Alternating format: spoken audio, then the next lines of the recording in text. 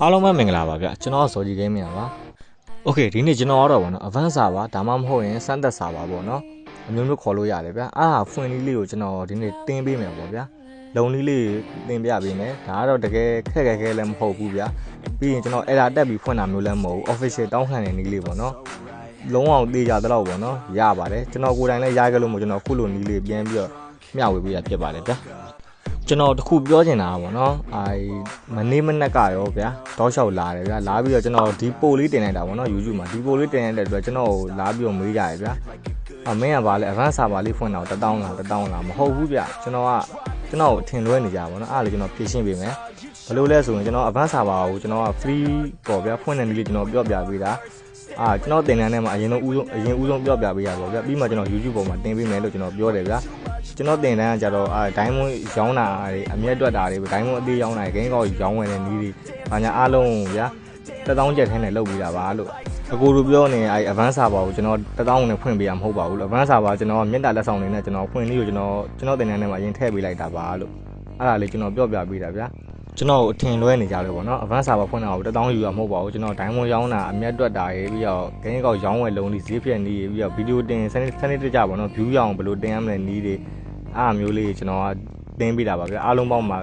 1000နဲ့ပါနော်တင်းတန်းကြီးက1000နဲ့တင်လို့ရမှာဖြစ်ပါတယ်ဗျာကျွန်တော်ရဲ့ Telegram app တော်ကြီးကိုခုံလာပြီးတော့စုံစမ်းလို့ရပါတယ်ဗျာမေးမြန်းလို့လည်းရပါတယ်ဗျာကိုရတော့ကျွန်တော်တို့ advance server ဖွင့်လိုက်ကြရအောင် Play Store မှာကျွန်တော်ပထမဦးဆုံးတက်ဆိုတဲ့ application လေးကိုရိုက်ရှာလိုက်ဗျာနော်ဒါဒီပုံစံလေးကဒါမျိုးပုံစံလေးပဲရိုက်ရှာလိုက်ပါရိုက်ရှာပြီးတော့ down လိုက်ပါဗျာ down ပြီးရင်ကျွန်တော်တစ်ချက်ထပ်ပြပေးမယ်down ပြီးရင်တက် application နဲ့ဝင်လိုက်မယ်ဗျာဝင်ပြီးလို့ရင်ကျွန်တော်တို့က login ဝင်ပါမယ်နော် login ဝင်မှာကျွန်တော် Google နဲ့ပဲဝင်လိုက်မယ်ဗျာခက်ခဲမဟုတ်လောလောကူကျွန်တော် Google နဲ့ပဲ sign ဝင်လိုက်မယ်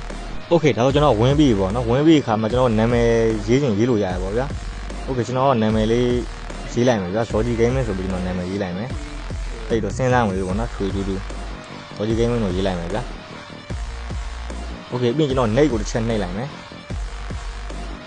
Okay ပြီးရင်ကျွန်တော်တော့ဘာမှတိတ်ပြီးတော့ရှင်းပြမေးတော့အလဲရဟာလို့ပဲရွေးလိုက်ရွေးပြီးအောက်မှာ name ဆိုတဲ့စလုံးလေးပေါ်မှာဗျာအားလေးကိုတစ်ချက်ထပ်နှိပ်လိုက် sorry name မဟုတ်ဘူးနော် continue continue ကိုတစ်ချက်ထပ်နှိပ်လိုက်မယ်ဗျာ Okay နှိပ်ပြီးရင်ဆိုကျွန်တော်ဒါမျိုးလေးပေါ်လာပြီပေါ့နော်အကောက်လေးပွင့်သွားပြီဗျာအကောက်ပွင့်သွားတဲ့ခါမှာကျွန်တော်တို့ကအပေါ်မှာ server လေးရှိရဗျာအဲ့ server လေးကိုကျွန်တော်တစ်ချက်နှိပ်လိုက်မယ်ဗျာ Okay server လေးကိုတစ်ချက်နှိပ်ပြီးတော့ကျတော့ Mobile Legends ban beta ဆိုပြီးတော့ရိုက်ချလိုက်မယ်ဗျာ Okay ခုကျွန်တော်ရိုက်တယ်လို့ပဲရိုက်လိုက်ပါဗျာအဲ့မှာ Mobile Legends ban ဆိုပြီးရိုက်တာနဲ့အောက်မှာ beta ဆိုပြီးတော့ဗောနော်ဒီမှာပေါ်နေရဗျာအဲ့လေးကျွန်တော်တစ်ချက်နှိပ်လိုက်မယ် Okay နှိပ်ရလို့ကျွန်တော်ဒါမျိုးလေးပေါ်လာမှာပေါ့နော်ဒါမျိုးလေးပေါ်လာရင်ကျွန်တော်တို့အောက်ကိုနည်းနည်းဆွဲမယ်အောက်ကိုနည်းနည်းဆွဲပြီးအဲ့မှာအပေါင်းခလုတ်လေးပေါ်လာလိမ့်မယ်ဗျာ Okay အဲ့အပေါင်းခလုတ်လေးကျွန်တော်တစ်ချက်နှိပ်လိုက်မယ်ဗျာ Okay ဒါတော့ကျွန်တော်အပေါင်းခလုတ်လေးနှိပ်လိုက်ပြီဆိုလို့ရင်ကျွန်တော် permission တောင်းတာတွေပေါ်လာရေပေါ့နော်အဲ့လိုလေအောက်လို့ကျွန်တော် permission လေးကိုဝင်ဖွင့်ပေးရမယ် Okay လေးကိုပဲတစ်ချက်နှိပ်ပါပြီးတော့သူတောင်းတဲ့အတိုင်းပေါ့နော်မတော်လျှောက်အစိမ်းလေးနှိပ်ပေးသွားလိုက်ပါဗျာ permission ဝင်ဖွင့်မှာပေါ့ဗျာ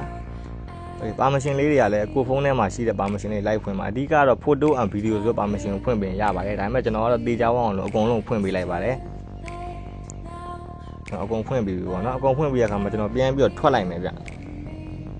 Okay ထွက်လိုက်တဲ့ခါမှာပေါ့ကျွန်တော်တို့နော်နောက်ထပ်ပုံစံတစ်မျိုးပြောင်းအောင်ပါဗျဒါမျိုးလေးဖြစ်သွားမှာအပေါင်းလေးကိုနှိပ်လိုက်မယ်ဆိုလို့ရင်ကျွန်တော်တို့ post and review ဆိုပြီးနှိပ်လို့ရတယ်ဒါကျွန်တော်တို့ post ကိုနှိပ်လိုက်မယ်ဗျ Okay နှိပ်ပြီးအောက်မှာဗျ hashtag ဆိုတာဟာလေးရှိတယ်ဗျအဲ hashtag ဆိုတာဟာလေးကိုနှိပ်ပြီးတော့ Mobile Legends Advanced Access ဆိုပြီးနှိပ်လိုက်မယ်ဗျအားလေးတစ်ချက်ထပ်ပြီးတော့ပေါ့နော်ဖွင့်ပေးလိုက်မယ်ဗျ Mobile Legends Advanced Access ဆိုပြီး hashtag လည်းကျွန်တော်ထည့်ပြီးပြီဆိုလို့ရင်ခုကျွန်တော်ဒီစာမှာပေါ့နော်ဒီအောက်ကစာမှာကျွန်တော်ဘာရေးရမလဲဆိုလို့ရင်ကျွန်တော်copy link လေးယူလို့ရအောင်ကျွန်တော်ရေးရမယ့်စာလေးကျွန်တော်ချပေးထားမယ်ဗျ Okay အဲ့စာလေးကိုကျွန်တော်အခုလောဆယ်ပေါ့နော်ကျွန်တော် copy link ယူလိုက်မယ်ဒီလိုအဲ့ copy link လေးတိုင်းပေါ့နော်အဲ့မှာကျွန်တော်3 year ဆိုတာရှိရဗျာဒါညိုကီတို့က game shot ကကြံတော့ရေးလို့ရတယ်ညိုကီတို့က game shot တာ2နှစ်ရှိပြီဆိုရင်2 year 5နှစ်ရှိပြီဆိုရင်5 year တစ်နှစ်ရှိပြီဆိုရင်1 year အဲ့လိုမျိုးလေးထည့်ပြရမှာပေါ့နော်